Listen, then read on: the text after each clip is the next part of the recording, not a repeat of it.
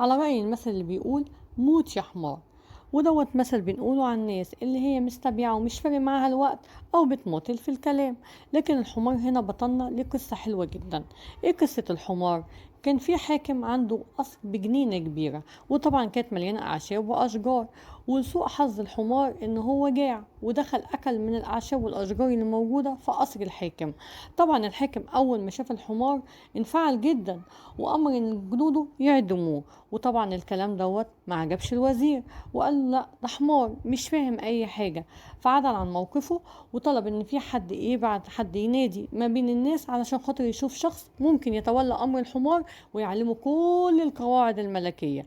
لحد ما فعلا جاله الشخص دوت وقال له انا متطوع ان انا اخد الحمار واللي انا اعلمه كل قواعد الاصول الملكية في خلال 10 سنين. 10 سنين انت بتتكلم في ايه؟ وشرط عليه كمان شرط واحد، قال له ان انا عايز قصر وعايز فلوس علشان خاطر اتولى امر الحمار. وفعلا الحاكم سمع كلامه. طبعا الراجل فرح جدا ان الحاكم سمع كلامه هينفذ له اموره. وراح طار على مراته وقال لها خلي بالك احنا هنعيش في قصر. مراته قالت ان انت مجنون، ايه اللي انت بتقوله ده؟ استحالة، الحاكم هيديك قصر وكمان هيديك 10 سنين.